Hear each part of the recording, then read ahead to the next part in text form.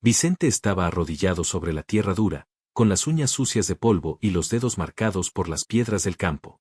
Tenía 8 años y ya conocía el peso del mundo sobre sus hombros. Ese día, el sol abrasaba sin piedad el pueblo de Huentitán el Alto, en Jalisco, y mientras los otros niños corrían descalzos por los callejones secos, él llevaba una cubeta de agua para ayudar a su madre. No había tiempo para juegos. Su infancia estuvo llena del áspero sonido de los azadones, el olor a tierra quemada y la urgencia de sobrevivir. Su padre, un hombre severo y honesto, trabajaba de sol a sol en el campo, y aún así, la comida apenas le duraba 2 días. Vicente no entendía por qué la vida era tan dura, solo sabía que todos los días amanecía igual, con el estómago rugiendo y el corazón soñando en silencio. En aquella casa de adobe, con el techo torcido y el suelo de tierra, no había radio. Pero sí una voz. La voz de su madre, cantando mientras lavaba la ropa en el fregadero improvisado. Era un canto puro, crudo y conmovedor. Vicente dejaba lo que estaba haciendo y escuchaba. Cerraba los ojos y se imaginaba en un escenario, con luces, aplausos y gente llorando al escucharlo. Era un sueño, pero para alguien con tan poco, soñar ya era un acto de resistencia. Cuando su madre notó el brillo en los ojos de su hijo al cantar, dijo una frase que se le quedaría grabada en la memoria: «Tienes algo dentro, mijo, solo necesitas sacarlo». Se señaló el pecho. Y él la creyó. Las penurias eran implacables. Vicente vendía leche en las calles. Cargaba las botellas en un cajón de madera atado con cuerdas, montado en un burro prestado por un vecino. Cada moneda contaba, significaba comida en la mesa.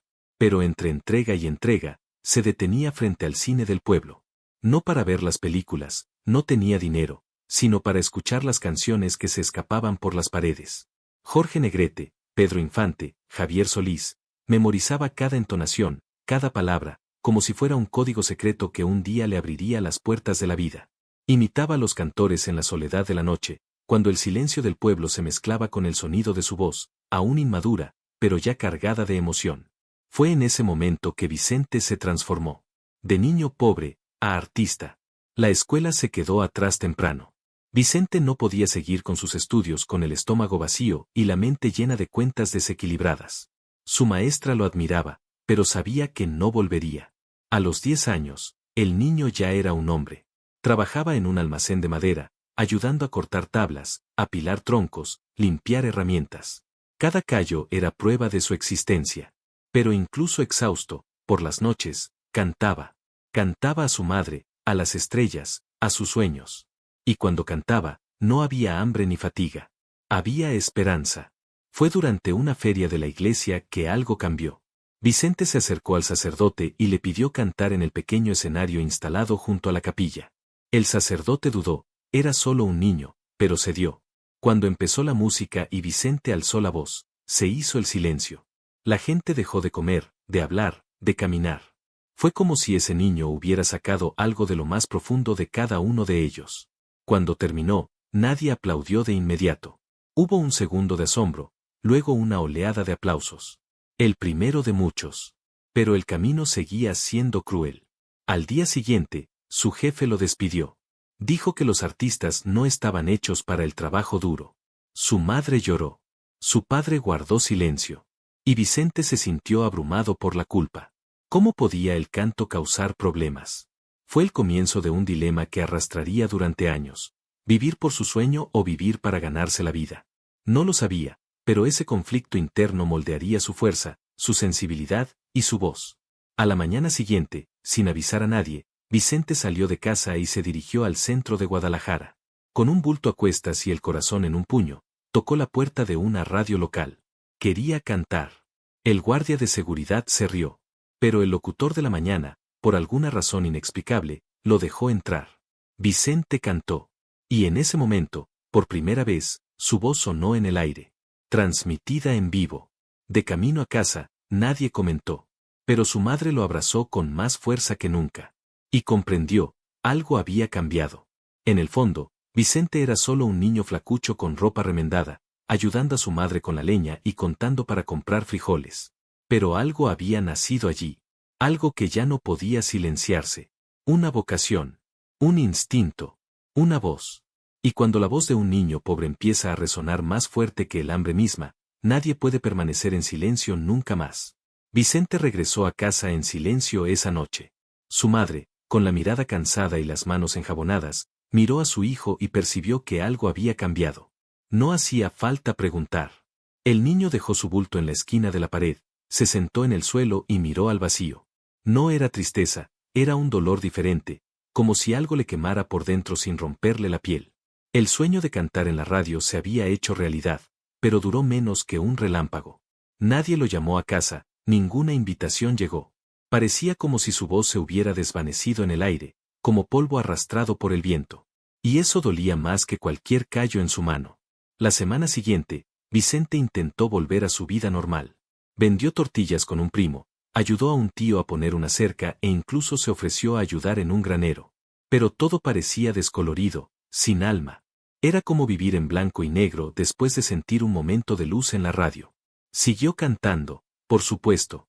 Cantó en la fila del pan, cantó mientras cargaba bolsas de maíz, cantó incluso mientras barría el piso del supermercado. Pero cada canción ahora traía consigo una pregunta. ¿Podría ser todo esto solo un delirio infantil? ¿Está el mundo realmente listo para escuchar a alguien como él? Pero el mundo responde a quienes persisten. Un día, un hombre de sombrero ancho y bigote llamativo apareció en Huentitán con una propuesta inusual: formar un grupo de jóvenes para actuar en fiestas populares. Vicente escuchó esto como si oyera el anuncio de un milagro. Corrió hacia el hombre y le dijo: «Canto, señor. He cantado desde que tengo memoria». El hombre lo miró de arriba abajo y respondió con frialdad: «Pareces más un pinche de cocina que un cantante». Eso dolió. Pero Vicente no se acobardó. Cantó ahí mismo, delante de todos. Sin guitarra, sin micrófono, sin música de fondo. Solo su voz. Y al terminar, el silencio se repitió, igual que en la feria. Y de nuevo, llegaron los aplausos. Lo aceptaron. Era un grupo sencillo que actuaba en ferias, fiestas de cumpleaños y plazas. Pero para Vicente, era Broadway. Vestía ropa prestada, ensayaba descalzo y viajaba colgado de la parte trasera de camionetas. Pero cada actuación era un salto. Cada persona avanzaba, un paso más hacia algo que aún no podía identificar. Una vez, en una plaza de Tlaquepaque, una mujer se acercó y le dijo: «Cuando cantas, recuerdo a mi difunto esposo, nos hace sentir». Vicente guardaba esto en su corazón como quien esconde un tesoro. Eso era todo. No solo cantaba canciones. Hablaba de dolor, amor, añoranza. Era un puente entre su corazón y el de la gente. Pero las puertas se le cerraban. En un intento audaz, fue a la capital para intentar presentarse en un concurso de talentos. Lo rechazaron en la entrada. Le dijeron que no llevaba la ropa adecuada, que la fila ya estaba cerrada, que no aceptaban menores, que su voz era común, que ya había muchos con el mismo estilo. Vicente salió de allí destrozado. Lloró a escondidas en el baño de una terminal de autobuses. Era demasiado difícil luchar contra la indiferencia. Era como gritar en un desierto. Pero aún así, de camino a casa, cantó. Suavemente, en un rincón del autobús. Para sí mismo. Para no olvidar quién era. Porque en el fondo, lo que sostenía a Vicente no eran los aplausos. Era la fe. Fe en sí mismo. Fe en esa voz que le subía del pecho y le sangraba por la garganta. No sabía cómo ni cuándo, pero de una cosa estaba seguro: si el mundo no le abría la puerta, entraría por la ventana. Si no había escenario, cantaría en el suelo. Y si nadie lo escuchaba aún, era solo cuestión de tiempo. Porque un corazón que canta más fuerte que el rechazo, tarde o temprano encontrará oídos dispuestos. Y mientras el mundo dormía, la voz de Vicente se entrenó en la oscuridad. Solo, pero vivo. Herido, pero invencible. Y si esta historia te ha conmovido, suscríbete al canal ahora mismo. Es solo un clic, pero marca la diferencia. Dale me gusta para apoyar este contenido conmovedor, activa la campanita para no perderte el siguiente capítulo, y comenta abajo, ¿qué parte de la historia te ha conmovido más? Hablemos en los comentarios. El escenario es nuestro. A los 15 años, Vicente se agarró al estribo oxidado de un camión de carga que salía de Huentitán a las 4:30 de la mañana y, sin pedir que lo llevaran, se abalanzó sobre los costales de maíz apilados en la parte trasera. El conductor ni siquiera se dio cuenta. Solo llevaba una vieja guitarra envuelta en una tela gruesa y 3 monedas clavadas en la suela de su zapato. No tenía un plan B, llegaría a Guadalajara antes del mediodía, pasaría por el mercado de San Juan de Dios y se detendría directamente en la Plaza de los Mariachis, donde los grupos tocaban sin parar bajo el sol blanco. El temblor le aplastó las rodillas, pero apretó los dedos contra el borde de la madera, sintiendo el viento cortarle la cara y la fe presionarle el pecho. Nadie lo vio, pero al cerrar los ojos un segundo, ya se veía frente a micrófonos relucientes, escuchando a un público invisible vitorear. Ese era el combustible que ardía bajo su ropa raída, la certeza de que su voz podía ser más fuerte que el silencio de la tierra.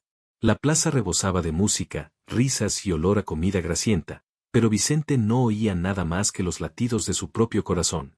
Se acercó a un grupo que afinaba instrumentos bajo un arco de piedra y pidió espacio para cantar. El líder, un charro de blanco impecable, frunció el ceño. «Madre, ya tenemos nuestra estrella». «Solo necesito un minuto», respondió. Rieron, pero le dieron el minuto. Vicente cerró los ojos y cantó «La malagueña», como si el mundo se acabara allí. El eco resonó por los arcos, estremeció a las palomas, incluso hizo que el charro se bajara el sombrero y se rascara la barba. Al terminar, Vicente esperó la sentencia como quien espera la campanada del pelotón. El líder se acercó, le puso una mano en el hombro y le susurró: «Tienes fuego en la garganta, muchacho. Pero el fuego quema tanto como ilumina. Recuérdalo». Y el fuego prendió. Aquella tarde se ganó su primera oportunidad cantando en las mesas de los turistas, descubriendo que cada aplauso es también un aviso de lo lejos que aún está del vecino. Regresó a casa cubierto de polvo y con las manos temblorosas. Su padre lo esperaba en la puerta con expresión severa. «¿Otra vez esas ensoñaciones? Te necesitamos en el campo», intentó explicar Vicente, pero se le quebró la voz. Esa noche, su padre resbaló al levantar un saco de pienso y se lastimó la espalda. Sin dinero para un médico, el niño tuvo que desherbar los campos, descargar camiones y empujar cajas en la carnicería. Incluso exhausto, todas las tardes cantaba suavemente, sentado en el escalón de la cocina, para aliviar el dolor que no era solo suyo. De madrugada, su voz se convertía en un hilo de luz que se filtraba por la ventana, mezclándose con el coro de grillos y el aullido lejano de los perros. Fue allí, entre el dolor de su padre y su propio agotamiento, donde Vicente descubrió el brutal poder de la perseverancia. Cantar no le quitaba el peso, pero lo hacía soportable. Fue un miércoles sofocante cuando encontró un panfleto arrugado clavado en una farola: «Concurso Voz Joven, Radio SEAP, domingo, 18 horas». Su corazón se aceleró. Para viajar, vendió la silla de su vieja yegua. Su madre contuvo las lágrimas, pero le regaló una vela de San Judas, para que le iluminara el camino. En el auditorio de la radio, el aire olía a equipo caliente y cigarrillo. 30 candidatos llenaban el pasillo, pero ninguno había viajado durante la madrugada en la parte trasera de una camioneta para cantar. Cuando lo llamaron, Vicente subió al escenario, con la camisa blanca prestada pegada a su cuerpo sudoroso. Le entregó al pianista la clave de Tu recuerdo y yo y dejó que su voz se elevara. El jurado intercambió miradas. Había ganado. Pero el productor le advirtió que el premio, 500 pesos y un contrato, no se entregaría. «Aún eres menor de edad, muchacho, vuelve cuando seas mayor». Vicente salió por la parte de atrás, conteniendo las lágrimas, pero oyó algo que no se puede comprar con dinero: gente golpeando las ventanas, exigiendo saber quién era esa voz. Un reportero le entregó una tarjeta: «Si alguna vez llegas a la capital, llámame». Ahora solo tenía un papel y un corazón ardiendo. A la mañana siguiente, Vicente envolvió su guitarra, besó la frente de su madre dormida y dejó la mitad de las monedas sobre la mesa. Salió en silencio, mientras su padre roncaba de dolor en la habitación contigua. En la estación, el tren a Ciudad de México ya echaba vapor. Subió al vagón de tercera clase, cargando con el miedo al fracaso, la culpa de partir y la esperanza del éxito. Al crujir las vías, apretó la tarjeta hasta que se arrugó. Miró por la ventana. El sol salía, tiñendo de oro los campos que siempre lo habían mantenido prisionero. Susurró: «Si no regreso con la voz que el mundo merece, ni siquiera regresaré». El tren arrancó, llevándose al niño de Huentitán y trayendo al mundo al artista que aún no tenía nombre, pero que ya llevaba un destino grabado en la garganta. En el horizonte, la capital se alzaba como un muro de sueños y peligro. Allí, Vicente descubriría que el éxito cuesta más que la valentía, cuesta un alma. Cuando se abrieron las puertas del tren, respiró hondo, sintió el peso de su guitarra, y dio el primer paso hacia lo desconocido. Porque la siguiente canción que cantaría no solo marcaría su entrada a la ciudad, sería el duelo entre la esperanza y la desesperación, y solo una saldría con vida. El tren se detuvo con un chirrido, y al abrirse las puertas, Vicente sintió el aliento denso de la Ciudad de México, mezclado con diésel, frituras y el murmullo de una multitud que parecía no dormir nunca. Dio 3 pasos, y la capital le dio su primera lección. Un joven sonriente le ofreció su guitarra, y en cuestión de segundos desapareció entre la multitud con el instrumento y las 3 monedas escondidas en la suela de su zapato. El chico que había venido a conquistar el mundo se paró en medio de la estación de Buenavista, sosteniendo solo el aire caliente y su propio nombre. Le ardían los ojos, pero el orgullo contenía las lágrimas, respiró hondo, alejó el miedo de su estómago vacío y caminó sin rumbo. Cada rincón parecía un universo, cada bocina un grito de advertencia, y sin embargo repetía en silencio como un mantra: no volví a casa sin vos, y no volveré sin futuro. Así comenzó su batalla en la jungla de cemento, la primera de 1000 puertas cerrándose en sus narices, pero también el primer eco del destino apuñalándole el pecho. Por la noche, se refugiaba en la Plaza Garibaldi, donde los mariachis brillaban bajo luces amarillas y los turistas lanzaban monedas como si pagaran por sentir algo por un minuto. Sin guitarra, Vicente tomó prestada una rota de un anciano que olía a tequila y promesas incumplidas. Tocó Volver, Volver con dedos temblorosos. Su voz se alzó ronca, herida, pero tan llena de corazón que una pareja dejó de bailar solo para escuchar. Ganancias: 3 pesos y un pastel frío. Dormía en una banca de piedra, abrazado a la guitarra de otro, despertando con cada sirena lejana. Cuando por fin llegaba el sueño, soñaba con escenarios interminables y aplausos que hacían que toda una vida valiera la pena. El amanecer trajo un viento cortante y la realidad. La policía lo ahuyentó, a gritos, recordándole que incluso la música paga alquiler allí.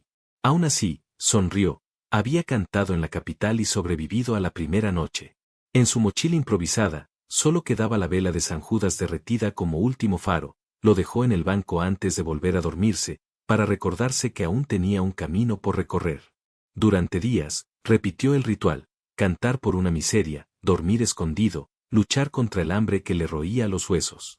Un domingo, vio un cartel en la vitrina de una popular radio anunciando un programa en vivo para voces desconocidas. Entró sin pensar, explicó su historia y fue recibido con risas, sin representante, sin traje, sin oportunidad. Salió, pero se detuvo al oír un bolero resonando dentro del estudio. Soltó la voz allí mismo, entre el sonido de las bocinas, y la melodía atravesó el cristal, obligando al locutor a salir a ver quién convertía el tráfico en una serenata. Se ganó la oportunidad de cantar en el cierre. Cuando se apagó la luz roja, no llegó ningún contrato, pero sí 20 llamadas telefónicas preguntando por el nombre del chico de la última canción. Esa noche, acostado en un sótano prestado, abrazó una guitarra sin cuerdas y comprendió: la ciudad no tiene corazón, pero su voz podía crearlo, nota a nota. Con estas llamadas en mente, consiguió un puesto fijo en un restaurante que contrataba mariachis para mesas privadas. Le dieron un uniforme ajustado, zapatos que le lastimaban los talones y 50 pesos por noche. Pero adquirió disciplina, aprendió a modular las notas para que cada cliente sintiera que la canción era solo suya, aprendió que el silencio entre 2 versos puede decir más que la letra entera, aprendió que cantar es asumir el dolor ajeno y devolverlo más ligero. Cuando le pidió al dueño una carta de recomendación para intentar entrar en una discográfica, escuchó una risa seca: te tengo aquí porque haces gastar al público, en el estudio, te mueres de hambre. Se fue herido, pero no derrotado. Usó su escaso salario para comprar una guitarra usada, ensayó hasta que le sangraron los dedos y compuso su primera canción, una pequeña navaja que llevaba en el bolsillo, lista para abrir cualquier cerradura rebelde. La semana que terminó la canción, llegó un telegrama: padre, enfermo, regresa si puedes. El mundo se calmó, el ruido de la ciudad se convirtió en un eco lejano. Dobló el periódico con manos temblorosas, pero no se fue. En 2 días, habría una audición en el Teatro Blanquita ante empresarios que podrían cambiarle la vida. Era su primer escenario real para presentar la canción que albergaba la esperanza de pagar todos los medicamentos de su padre e incluso comprar el futuro que le faltaba. Entre el deber de su hijo y la llamada de su sueño, su corazón se partió en dos. Pasó la noche sentado en la glorieta de Insurgentes, viendo pasar los faros como recuerdos. Al amanecer, rasgueó su guitarra, cantó al sol naciente y juró: «Padre, si me quedo, será para que nunca te falte de nada». Al disolverse el último acorde, se levantó con determinación. El teatro lo esperaba, el futuro exigía coraje, la culpa lo consumía. Y allí, al borde de ese abismo, dio el paso que definiría si su voz sería de redención o de pecado. El Teatro Blanquita latía como un corazón colectivo mientras Vicente cruzaba el telón, con su guitarra en la mano y, cuidadosamente doblado en el bolsillo, el telegrama que anunciaba la enfermedad de su padre.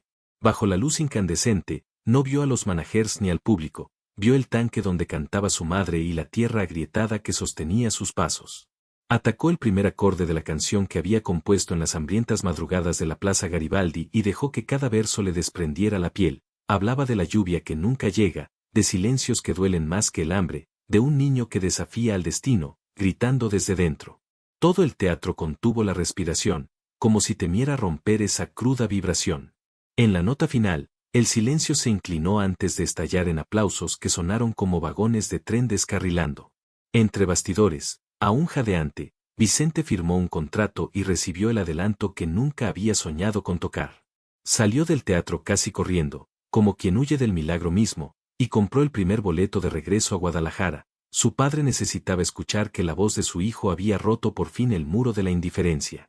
El viaje de regreso se desvaneció en el recuerdo, todo era una confusión de farolas, bocinas y promesas. En Huentitán, el polvo que flotaba en la calle principal anunciaba que algo faltaba en el aire. Su padre se había ido horas antes, sosteniendo la vela de San Judas, preguntando si su hijo ya brillaba a lo lejos. Vicente se arrodilló junto al cuerpo rígido, y sin pedir permiso, abrió la guitarra que había comprado con el anticipo. Tocó, entre lágrimas, la misma canción que había guardado en el escenario, la transformó en una oración de despedida. Los vecinos se acercaron en silencio, comprendieron que la canción no era un lamento, sino la confirmación de que los esfuerzos del hombre no habían sido en vano. Bajo el techo de barro, Vicente prometió con voz firme: el apellido cruzaría fronteras y pagaría cada deuda de sufrimiento con intereses de amor. Enterró a su padre a la mañana siguiente, sosteniendo el asa del ataúd con la mano izquierda mientras en la derecha sentía los callos que pronto delinearían destinos mayores. Siguieron semanas de locura, de lunes a jueves en el estudio de Ciudad de México, grabando tomas hasta que le ardía la garganta, de viernes a domingo deservando el campo de su madre para que el maíz no se muriera. Dormía a la sombra y comía las sobras de los almuerzos de los técnicos distraídos. Cuando el primer disco compasivo llegó a las radios regionales, fue como una nube que se desvanecía en una sequía, los camioneros se detenían solo para subir el volumen, y los supermercados cerraban para escuchar el coro. Los pedidos se disparaban, y la compañía discográfica vio oro en la voz áspera de ese chico con botas desgastadas. Le dieron una visita corta, un uniforme nuevo y un poco más de dinero, lo suficiente para comprar medicinas, comida y una radio de pilas que su madre tenía encendida todo el día, esperando a que la voz de su hijo se abriera paso entre el ruido. Cada vez que sonaba la canción, levantaba la cara al cielo como para comprobar si su difunto esposo también la escuchaba. El auge regional llevó a Vicente a un programa de televisión nacional. Las cámaras giraban como satélites y el estudio olía a ozono y perfume caro, pero él mantuvo puesto el sombrero de su padre. Antes de empezar, imaginó a la maestra que lloró al salir de la escuela, también sería por ella. Cantó un corrido sobre hombres que cruzan desiertos guiados solo por su propia fe, y al final, todo el país enmudeció. La presentadora tardó 4 segundos en encontrar la voz. Esa noche, Huentitán apagó las luces de la plaza para ver a su hijo, distanciado, en un televisor prestado. Al terminar el programa, improvisaron fuegos artificiales y bailaron a la luz de las velas. El teléfono público sonó sin parar con invitaciones, propuestas y promesas. Vicente aceptó lo que encajaba en la programación y rechazó lo que olía a trampa, decidido a no cambiar su alma por dólares. Era la fama al servicio de un propósito. Con sus ganancias, renovó la vieja casa de adobe, compró instrumentos para la escuela parroquial y contrató médicos para vecinos que jamás conseguirían cita. Pero descubrió que el éxito tiene un alto precio: 3 ciudades por noche, autobuses sin frenos y entrevistas que le absorbían hasta el último aliento. En cada hotel de lujo, recordaba el techo bajo donde oía cantar a su madre. En cada chaqueta nueva, sentía el peso del delantal de cuero del aserradero. Decidió que no permitiría que su agenda lo convirtiera en un escaparate vacío. En el apogeo de su primera gran gira, pidió un gesto arriesgado. Durante el último número, se apagaron todos los focos. En la oscuridad total, encendió la vela de San Judas, la misma que su padre había acariciado antes de irse, y se quedó solo ante miles de personas que apenas respiraban. Cantó la canción del niño hambriento y, al terminar, levantó la llama y dijo: cuando el mundo parezca una noche eterna, confía en la luz que arde en tu interior. Se escuchó una explosión de gritos, pero en el fondo reinaba un silencio reverente. Cada corazón reconocía su propia chispa en aquella llama frágil y obstinada. La trayectoria de Vicente demuestra que la pobreza no es una sentencia definitiva, es simplemente la etapa donde la resiliencia aprende a construir una plataforma. Nos enseña que las puertas se cierran, los contratos fracasan y los seres queridos fallecen, pero un sueño protegido con terquedad se convierte en un puente para salvar cualquier abismo. Demuestra que el verdadero éxito no se mide en aplausos, sino en el consuelo que brindamos a quienes compartieron nuestra hambre. Si esta historia despertó algo en ti, no dejes que la primera ráfaga lo apague. Transforma la pérdida en propósito, la vergüenza en valentía, la duda en canción. Porque, como esa vela que parpadea en la oscuridad del teatro, tu luz, por pequeña que sea, puede iluminar caminos que ni siquiera has imaginado.